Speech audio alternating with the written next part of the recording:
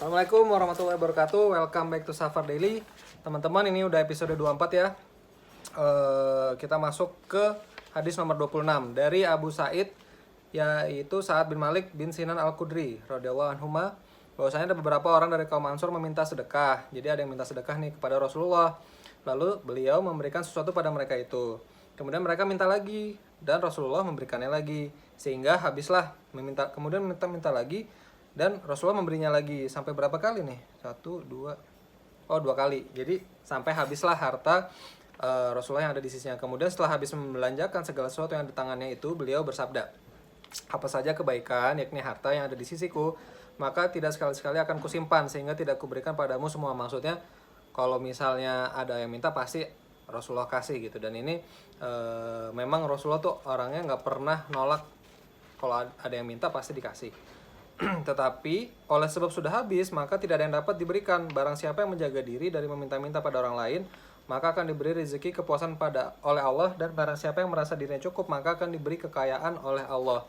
Nah, jadi karena emang Rasulullah udah nggak ada banget nih, makanya nggak bisa ngasih. Kalaupun masih ada pasti akan dikasih lagi. Dan setelah itu Rasulullah bersabda, barang siapa yang menjaga diri dari meminta-minta, maka Allah akan berikan kepuasan. Nah, jadi ini sebenarnya bahasa halusnya jangan minta-minta gitu, tapi bahasanya itu halus gitu ya.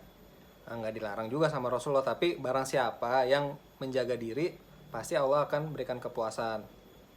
Dan barang siapa yang merasa dirinya cukup, maka akan diberi kekayaan oleh Allah. Nah, sekarang nah ini menarik nih, gimana caranya kita kaya gitu kan. Banyak teori-teori ya. Dan menurut hadis ini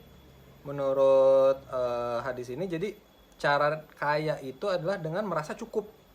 Nah, Masya Allah nih. Dan larangannya itu nggak boleh kita minta-minta, karena bukan nggak boleh ya. Kalau misalnya kita menjaga diri dari minta-minta, Allah akan berikan berikan rezeki kepuasan. Siapa yang nggak mau merasa puas gitu kan? Ya, makanya kita harus nggak minta-minta. Dan caranya supaya kaya itu ya harus merasa dirinya cukup, yaitu kaya hati dan jiwa. Dan barang siapa yang berlaku sabar, nah ini balik lagi ke tentang sabar ya, bab 3 kan tentang sabar. Barang siapa yang berlaku sabar, maka akan dikaruniai kesabaran oleh Allah. Nah, ini menarik nih. Tiada seorang pun yang dikaruniai suatu pemberian yang lebih baik serta lebih luas kegunaannya daripada karunia kesabaran itu. Nah, jadi kesabaran itu bukan sesuatu yang bukan sesuatu yang begitu aja didapetin gitu. Ternyata Allah yang kasih kesabaran itu. Masya Allah nih, menurut hadis ini gimana caranya kita, dan itu merupakan sebuah karunia ya, itu sebuah karunia. Dan gimana caranya dapetin karunia kesabaran ini, yaitu dengan cara berlaku sabar. Nah lo, menarik kan, gimana kita caranya dapet kesabaran, ya kita harus berlaku sabar. Bukan berarti karena kita berlaku sabar habis itu kita dapet jadi sabar, bukan. Itu adalah karunia Allah gitu. Ini menarik nih. Oke, jadi itu ya, gimana caranya kita kaya, harus merasa cukup. Terus gimana cara diberi karunia kesabaran, dengan berlaku sabar. Masya Allah. Dan kita, ya ini penting-penting, nggak boleh minta-minta ya, menjaga diri lah, menghindari minta-minta. Karena itu adalah kunci Allah berikan rezeki kepuasan. Oke, lanjut ke hadis nomor 26.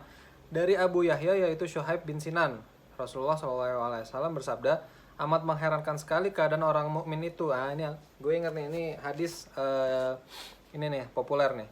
Sesungguhnya semua keadaan itu adalah merupakan kebaikan baginya, dan kebaikan yang sedemikian itu tidak akan ada lagi seorang pun melainkan hanya untuk orang mukmin itu belaka. Yaitu apabila yang mendapatkan kelapangan hidup, ia pun bersyukur, maka hal itu adalah kebaikan baginya. Apabila ditimpa oleh kesukaran, yakni merupakan bencana, ia pun bersabar, dan ini adalah merupakan kebaikan baginya. Jadi hidup seorang muslim itu enak, teman-teman, ya kan? Kalau kita dikasih kelapangan hidup atau rezeki, bersyukur, dan itu adalah kebaikan bagi seorang muslim. Dan kalau ditimpa kesukaran atau bencana, ia pun bersabar, dan itu kebaikan juga. Kalau misalnya kita dikasih pilihan, mau dikasih rezeki apa dikasih bencana, pasti mintanya rezeki dong. Nah, tapi rezeki itu akan menjadi kebaikan kalau misalnya kita bersyukur. Nanti ada kajian khususnya tuh, teman-teman harus tahu gimana caranya bersyukur. Kalau misalnya bersyukur, gue pernah ikut kajian dulu, cara yang paling baik kita bersyukur adalah dengan beramal soleh. Oke? Dan bersabar kalau misalnya dikasih bencana. Kan nggak ada yang mau dong dikasih bencana, tapi kalaupun itu udah janji Allah, setiap manusia pasti dikasih ujian dan dikasih bencana dan perintahnya untuk sabar.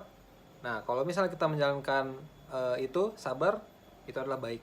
Jadi sabaran itu baik dan bersyukur itu baik, dua-duanya baik.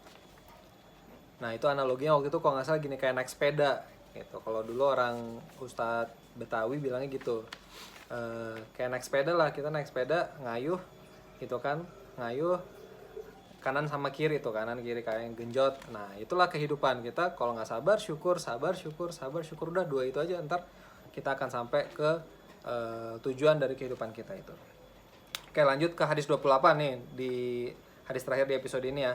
Dari Anas radhiyallahu anhu, katanya ketika Nabi SAW sudah berat sakitnya, maka beliau pun diliputi oleh kedukaan karena menghadapi sakaratul maut. Kemudian Fatimah radhiyallahu anha berkata, aduhai kesukaran dihadapi ayahanda.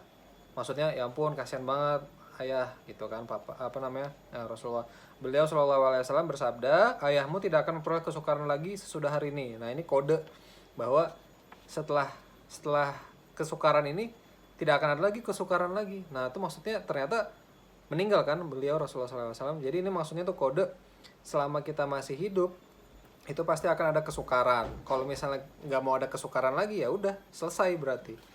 Itulah kira-kira ya. Jadi alhamdulillah ala kulli halnya, kalau misalnya kita ada kesukaran berarti oh ya Allah, inilah bagian part of life gitu, bagian dari kehidupan. Kalau misalnya nggak ada kesukaran lagi berarti sudah tuntas kita di dunia. Lanjut hadisnya. Selanjutnya setelah beliau SAW wafat, Fatimah berkata, aduhai ayahanda, beliau telah memenuhi panggilan Tuhannya. Aduhai ayahanda, surga Firdaus adalah tempat kediamannya. Aduhai ayahanda, kepada Jibril kita semua sampaikan berita wafatnya. Kemudian setelah beliau dikebumikan, maksudnya dikubur, Fatimah radhiyallahu anha berkata pula kepada Anas nih, hai Anas, mengapa hatimu semua merasa tenang dengan menyebarkan tanah di atas makam Rasulullah SAW itu? Maksudnya nguburin itu kenapa kok tenang banget hatinya? Maksudnya melihatnya betapa besar kecintaan para sahabat kepada beliau SAW, itu tentu akan merasa tidak sampai hati untuk nguburin Rasulullah dengan tanah. Tapi kok kayaknya tenang aja gitu. Fatimah nanya.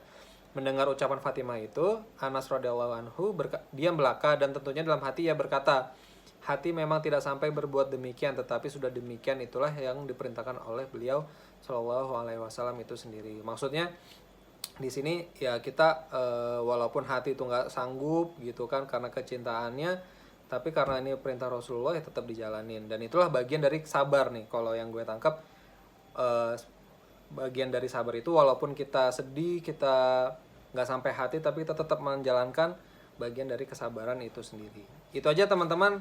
Alhamdulillah udah sampai episode ini. Stay tune terus di episode berikutnya di Safar Daily. Assalamualaikum warahmatullahi wabarakatuh.